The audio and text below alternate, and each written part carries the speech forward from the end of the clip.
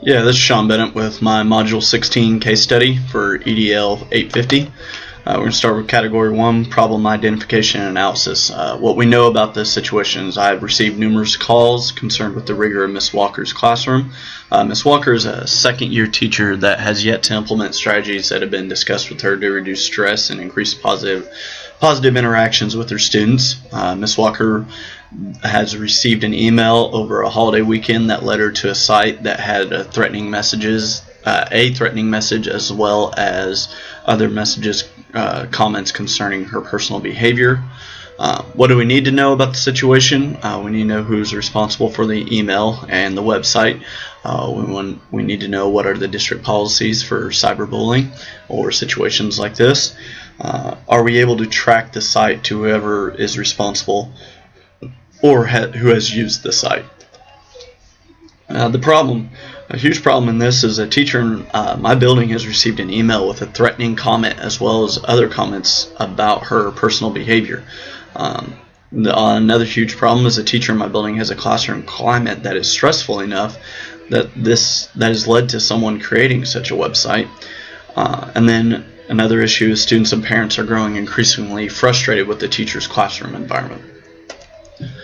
Category 2, Proposed Plan of Action with appropriate strategies for implementation. First thing, Monday morning after that weekend, we're going to meet with Ms. Walker, have her come in. First thing, like I said, collect all the information from the site that we can, any other details that we need. Now that she's had some time to think and decompress, ask her if there are any other students that she may suspect rather than just the one that she rattled off.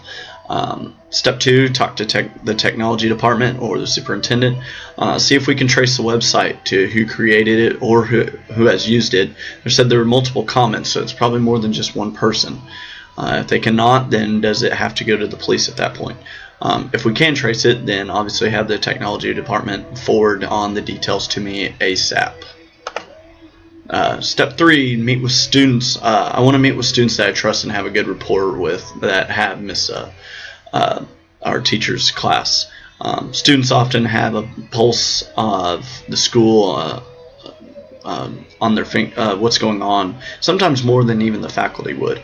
By not calling on the student that Ms. Walker suspects first, I'm avoiding it coming off as an accusation. I can later bring that student in if more details lead me to him.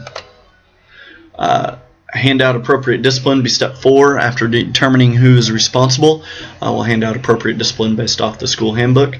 If there isn't a clear resolution based on the handbook, such as a parent may be responsible for the site, remember there are parents that are upset with the teacher, I would confer with the superintendent to develop an appropriate response.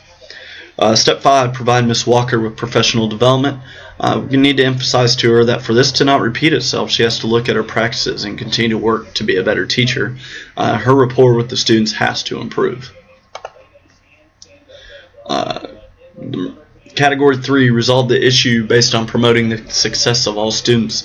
Our resolution promoted the academic success and personal well-being of every student because I didn't jump to conclusions and accuse students.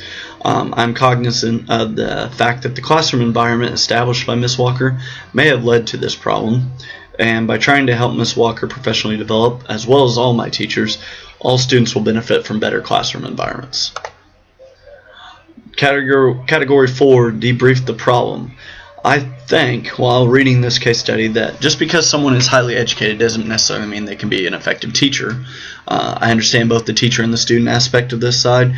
Growing up, I had teachers that I didn't necessarily get along with. They came across too strict, or they were rude. And obviously, on the teacher aspect, I feel like I've not been able to reach some students because I'm a little more disciplined and structured than some teachers as well, so sometimes I feel like I lose that rapport with them, as kind of like in this situation.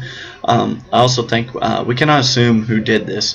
There's many stakeholders outside of the school that we can't rule out, and I don't think we can just point the finger at one student just because we have issues with that student. I feel while reading this case study that Ms. Walker genuinely wants what is best for her students. I don't think she'd become a teacher if she didn't. I want both teachers and students to feel safe and have a positive learning environment. I feel some kind of growth or change has to happen in Ms. Walker's classroom. I value all stakeholders, parents' opinions, students' opinions, my teachers' thoughts and opinions. I value opportunities for growth for myself and for all my teachers. As in the field of education, we got to be lifelong learners and constantly look at ourselves and how we can improve and give the best opportunity for our students. I also value detailed district policies, because if there wasn't a district policy in place for something of this nature, we could get into a hairy situation with coming up for the appropriate discipline. Unresolved issues in this case, until Ms. Walker adjusts, which she has shown in the past she hasn't, this could be a continual problem. Is there an underlying bigger problem of cyberbullying in the school? If these kids feel comfortable enough with putting something online about a teacher, what are we doing student to student? And then student-parent attitudes towards a challenging curriculum. I understand that Ms. Walker has a very rigorous class and it's different, but anytime a teacher has a classroom that is discipline and is rigorous, are we going to have issues like this? Category 5, reflect on Standard 5. I promoted the academic success of every student by not jumping to conclusions on persons responsible. Obviously, if there's multiple people that were upset with her, I can't just finger point at one specific person. I gathered all information available to me, and I continued to promote professional development for my teachers to enhance the educational environment for students. Obviously, if we have teachers that are struggling, we want to really push that they develop in a better classroom climate and in their particular classroom. Also, like I said, in the education field, we need to be constantly evaluating ourselves and how we can improve. I adhered to ethical principles and professional norms I listened to all the stakeholders' concerns. I listened to parents, I listened to students, I've listened to my teachers, and I even got in touch with superintendent and the technology department. I did not accuse students before gathering all the facts. I don't want to go and pointing fingers. That's no way to build that relationship with the students. And I followed board policies if established or discussed with the superintendent if they were not established.